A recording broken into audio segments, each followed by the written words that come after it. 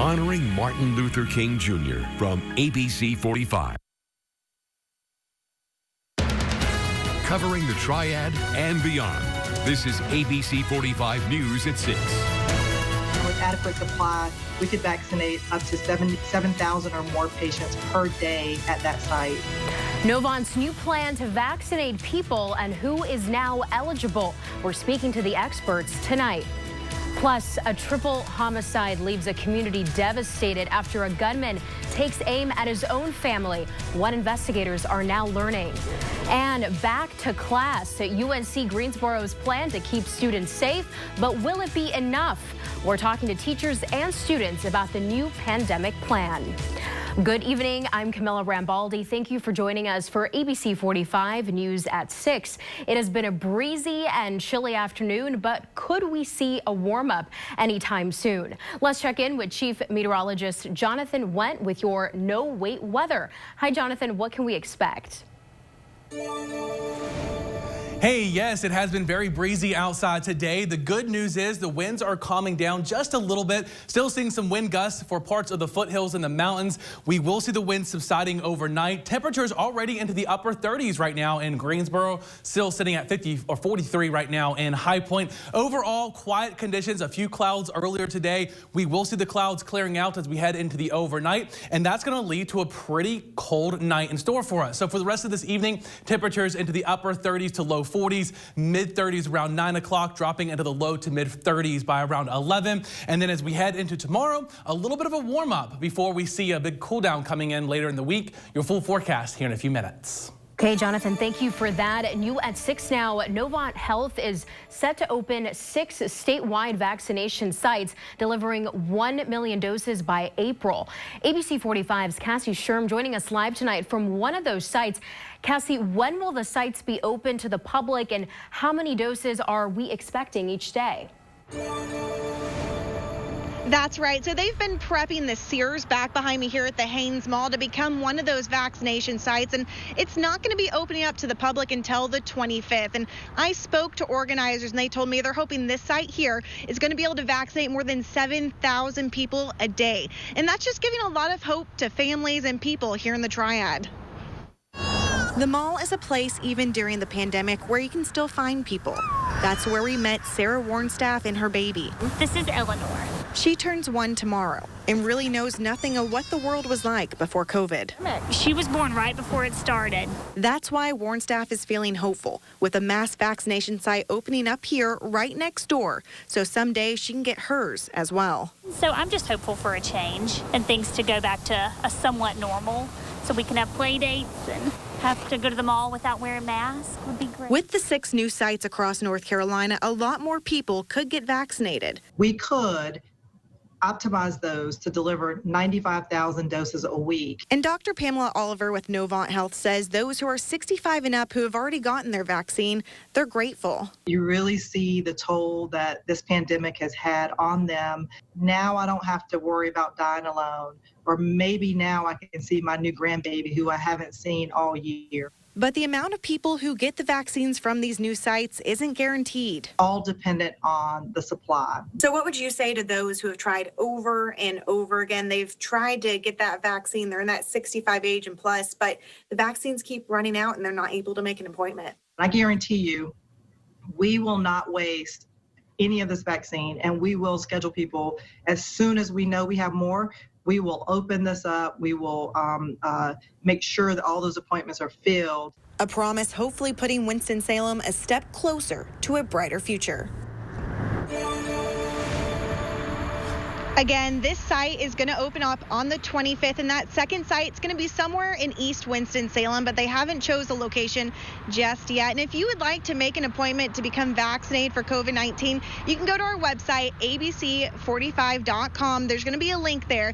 You click that. If they have any availabilities, you can just sign on up. Reporting in Winston-Salem, I'm Cassie Sherm, ABC 45 News. Cassie, thank you for that live report. There will be another mass vaccination clinic at the Greensboro Coliseum tomorrow morning at 9. You must contact Cone Health to pre-register, and they are hoping to vaccinate 1,000 people. More than 14,000 North Carolinians were diagnosed with COVID-19 over the weekend. Here are the latest numbers. The state is averaging about 56,000 tests per day. The hospitalization rate went slightly down, but about 3,800 people are still in North Carolina hospitals with COVID-19. Guilford County has the highest rate of cases in our area. Nearly 31,000 Guilford County residents have tested positive since March. Right now, UNC Greensboro is stepping up its game to keep students safe. As students head back to class tomorrow, they are also learning new COVID-19 guidelines. ABC 45's Sarah Mastori tells us what the school's plan looks like.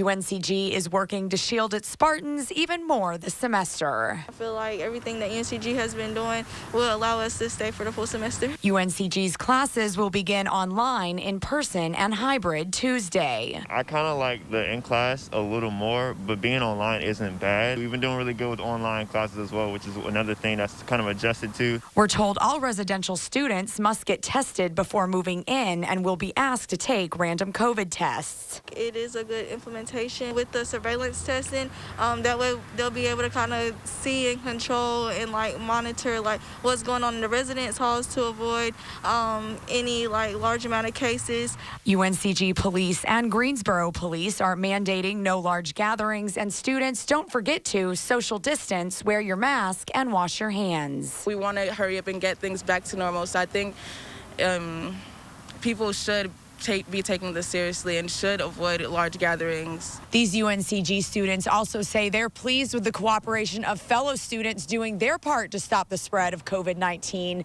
They add that faculty and staff have done an excellent job in pushing students to follow campus guidelines and keeping them healthy and safe. In Greensboro, Sarah Mastori, ABC 45 News. Sarah, thank you. The city of Burlington plans to honor COVID-19 victims tomorrow. City leaders are asking homeowners to turn their porch lights on starting at 5:30. Churches are also being asked to ring their bells at the same time. There will be luminaries at City Hall, which will represent each Alamance County resident who died from the virus. We're learning more tonight about the tragic circumstances that led up to a Boonville man shooting 3 of his own family members and then turning the gun on himself. ABC 45's Samir Nefsi joins us live from the studio tonight. Samir, I understand deputies are calling this a domestic abuse situation. Camilla, the Yadkin Sheriff's Department is not saying much about what happened. We did have a chance to speak with several neighbors and family members in the area who say this is so heartbreaking and unexpected. Today, family and friends are gathered at this North Oak Ridge Church Road home following the shooting. Police have not yet released the names of those victims, but here is what we do know. Around 2:30 p.m., police made a wellness check after someone attempted to call 911. Initial reports say 4 people were shot with 3 dead, leaving 1 in critical condition. Neighbors say 2 were found at the house and 2 others at a nearby church parking lot. One neighbor saying this is a tight-knit community, one where everyone knows each other. And here's what else he had to say. It's just absolutely devastating. You know, we don't hear about stuff like that. And surrounding areas, I know it happens every day, but for it to happen in my community here, everyone's just so close-knit, tight-knit. Everybody knows everybody. So it's really devastating. Camilla, as you mentioned, the murders are believed to be domestic violence related. Now, the Sheriff's Department will tell us more information on this incident in the morning. Reporting in studio, Samir Nafsi, ABC 45 News. Samir, thank you. Still ahead, a Greensboro teen is being honored on a national show for her tribute to Dr. Martin Luther King Jr. Plus, the lagging laptop deadline. One Triad area school system is still waiting for thousands of laptops when the computers will finally land in students' hands. Name something about the Wicked Witch that a man might think is kind of sexy. The way she died, Steve. Girl, that's sexy. Family Feud. Weeknights at 7 and 7:30 on ABC 45.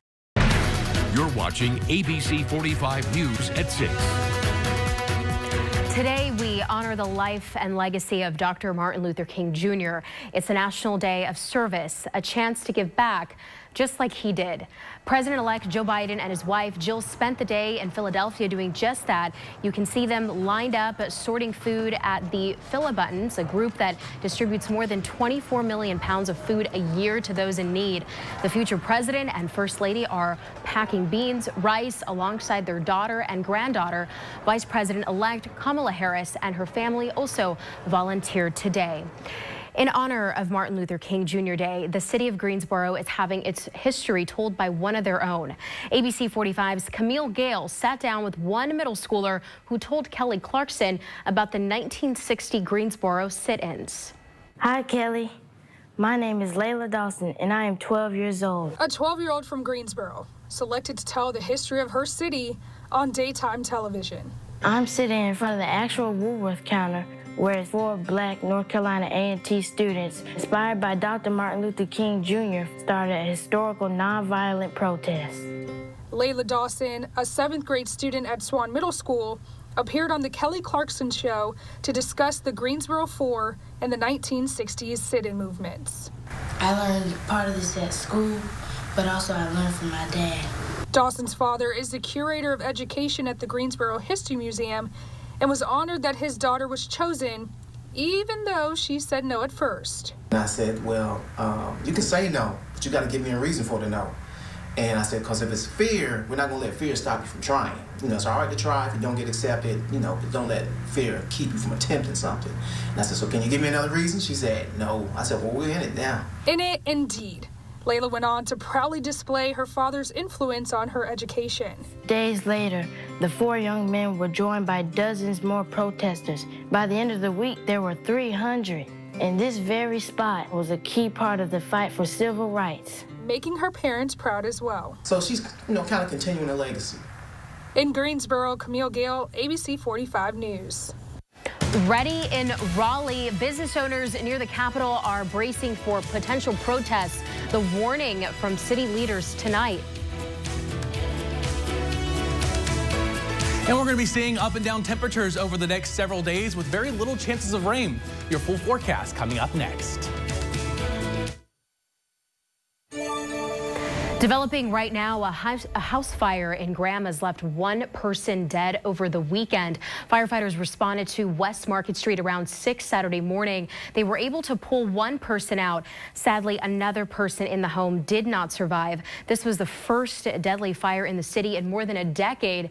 Investigators have ruled the cause as accidental, but have not said how the fire started.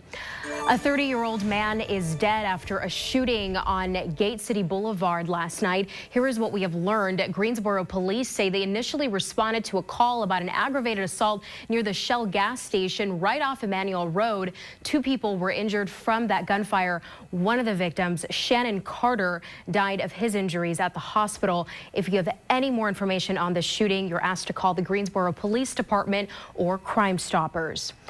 Delivery drivers are being targeted in Greensboro. Investigators say a driver for Dragon Express was held up at an apartment complex on West Vandalia Road yesterday, just around 5. They say 2 men, one with a handgun and the other with a fire extinguisher, approached the driver and took money. Another delivery driver was robbed last week near Teakwood Drive. There were 2 suspects in that crime as well. A major loss for the Surrey County community after Emergency Services Director John Shelton passed away over the weekend.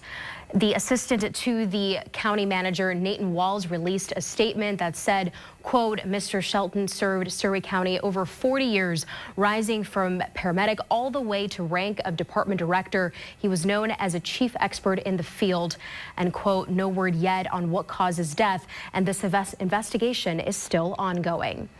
High school students who are struggling with graduating on time are getting more help from the Guilford County school system. School leaders say they're expanding their plans for learning hubs this year because of the recent extension of at-home learning. Students will be eligible for meals and will get transportation through school buses that will be used at reduced capacity and sanitized regularly. Each of the 15 schools participating in this program will have about 50 students signed up. Teachers will create individualized learning plans dependent on each student's needs. And funding for this program is coming from the CARES Act in addition to federal funding. Due to a national backlog, Guilford County students are not getting their learning laptops just yet. The district is still waiting on the delivery of most of the 79,000 devices ordered earlier in the year. K-3 students and teachers have received devices along with middle school staff. Parents are told to check in with their school principal if they don't have access to a device or the internet. Greensboro city offices are limiting hours due to the ongoing pandemic. City buildings will now operate from 10 to 3 versus 9 to 5. You are encouraged to handle most business online or through a phone call. The library will continue to offer computer services, though, and the city manager says there's been an increase in COVID cases because of all of the holiday gatherings. Well, it's a pretty quiet evening across High Point University right now. Live look looking clear with the clouds that we had earlier on. They're now quickly clearing out, and we're going to have a clear and a cold night. Current conditions right now in Greensboro. Temperatures already into the upper 30s. Winds have kind of calmed down a little bit, sustained still around 9 miles per hour, so it makes it feel a little bit colder than the actual temperatures. And we'll see those winds dying down overnight, but then picking back up again tomorrow afternoon. Scanning the skies here on our satellite radar, you can see the clouds that we had earlier now quickly clearing out. We're going to hold on to a few of those clouds up towards the foothills and the mountains overnight. May even have a few snow flurries for parts of the mountains. We're already into the mid-20s right now in Sparta, 42 in Winston-Salem, upper 30s in Greensboro, Burlington coming in at about 44 right now. So a light jacket is going to be needed if you have any outdoor activities. Temperatures in the Triad dropping down to about 35 around 11 o'clock with clear skies. And for the foothills and the mountains, again, temperatures into the upper 20s and low 30s around 11 o'clock. Most of us should have pretty quiet conditions. Now today we saw our peak wind gust into the 20s. We're going to see them calming down overnight, but notice here waking up tomorrow morning, light winds, but the winds could gust between 20 and 30 miles per hour tomorrow afternoon as well. And that's going to be because we're going to have a cold front that's going to be getting very close to us, and that's going to keep things very breezy tomorrow afternoon. High pressure building in from the south. That's going to help us to warm up a little bit tomorrow ahead of this cold front. Not a whole lot of moisture with it, so I'm not expecting to see any rain out of this. Maybe some passing clouds, maybe some snow showers and a few light rain showers for parts of the foothills tomorrow afternoon. But for the Triad, we are going to remain fairly quiet as we work our way through tomorrow evening. No issues. Again, you'll notice a few clouds here or there. Again, staying quite breezy though. Working our way through Wednesday afternoon, again, holding on to plenty of sunshine, and it will be a little bit cooler as we head through the afternoon. Upper 20s and low 30s for the foothills and the mountains tonight. In the Triad, temperatures dropping into the upper 20s to low 30s. Mostly clear and cold. Tomorrow, temperatures in the mountains and the foothills, again, into the low 40s for Sparta, though the low to mid 50s as we work our way closer towards Wilkes County there. In the Triad, between 53 and about 54 under partly cloudy skies. Again, winds are going to remain breezy. Working our way through Thursday, high pressure builds in offshore. We're going to see a cold front pushing in, but it's really not going to have a whole lot of moisture with it. 20% chance of an isolated shower. And right now, it looks like this system is going to stay to the south of us, but behind it, we're going to get Canadian high pressure to build in as we head into the weekend. Plenty of sunshine, but also turning much cooler. So up and down temperatures over the next several days. A little bit cooler weather for Wednesday. Then we start to see temperatures back into the low 50s for Thursday and Friday. And the weekend, it's going to be sunny. It's going to be breezy, but also chilly. Highs into the mid and upper 40s. Morning lows back into the 20s. Okay, Jonathan, thank you. It has been a surreal day in Washington as much of the city is in various stages of shutting down, and there have been some pivotal political moments as the exchange of power draws near. Our chief political correspondent, Scott Thuman, has more. As work continues to prepare Washington, D.C. for Joe Biden's inauguration, the president-elect spent part of Monday in Philadelphia, volunteering for a food bank, and his soon-to-be VP, Kamala Harris, resigned her Senate seat. Of course, I'm not saying goodbye. In many ways, I'm now saying hello as your vice president. Meanwhile, moving crews were spotted at the White House and President Trump's Palm Beach home. His schedule for his second-to-last full day in office, a generic repeat of the days before, just that he'll work late into the evening, make many calls, and hold many meetings. One could be about pardons or commutations. He's already issued them for friends or former associates like Roger Stone and Paul Manafort. New reporting is Tuesday he could issue 100 more. There are a lot of people urging the president to pardon folks who participated in defiling the Capitol. I think it would destroy President Trump, and I hope we don't go down that road. Meanwhile, Biden will soon do his own signing, possibly dozens of executive orders undoing much of Trump's work, like rejoining the Paris Climate Accord and ending his controversial travel ban. He's put a tremendous team in place that already has a plan that's been commended about how to get the vaccine out, about how to open up our economy again, about how to open our schools again. Part of that to include a mask mandate on federal property and extending those nationwide restrictions on evictions and foreclosures. That reference to pardons, it's possible, could stir up more controversy because there's plenty of speculation that President Trump may try to grant preemptive ones to his family members, maybe even himself, to guard against future charges they could face, although at this point there is no indication at this moment that that's what he intends to do. We'll be keeping an eye on it. On Capitol Hill, I'm Scott Thuman. Downtown Raleigh business owners are nervous about the possibility of protests leading up to Inauguration Day. Last summer, the Capitol area was targeted by protesters. Now there is extra security by the North Carolina National Guard. Raleigh has been sending out notices to business owners to secure doors, hide valuables, and make sure that security cameras are working. You have a knot in your stomach. You know, you're worried, oh my God, is my store going to be the one that's looted? About 650 North Carolina National Guard members will be helping in D.C. on Wednesday. Still ahead, a final look at your forecast, plus a special thank you to you, our viewers. That's next. Welcome back. Getting a quick last look here at your forecast. Mostly clear and cold overnight. Definitely grab the jackets tomorrow morning, dropping down into the 20s, mid-50s for tomorrow afternoon. Really not too bad. A few passing clouds. It is going to be breezy though, and then a little bit cooler as we head into Wednesday thanks to that cold front that'll be clearing us out. Really over the next 10 days, staying fairly dry. Thursday and Friday, slight chance for a few showers. Low to mid-50s for Thursday and Friday afternoon. Cooler for the weekend. Our next best chance of rain right now looks to come Monday into Tuesday, as temperatures warm into the upper 40s, close to 50 by Tuesday. A different type of rescue in Archdale over the weekend helped one family's four-legged friend. Take a look at this video. Or pictures rather. Gabe the horse is feeling much warmer after taking an unexpected dip in a cold pool on Friday. Ashland Rescue helped a family after their beloved horse fell into their swimming pool, and then a few rescue teams from the surrounding area showed up to help the horse out of the water, and we're so glad that he is doing okay and was rescued. Thank you so much for watching ABC 45 News at 6. We are so thrilled to be bringing you local news to the Triad, and a huge thank you to our team, journalists and photographers that have been working around the clock. We will see you at 11.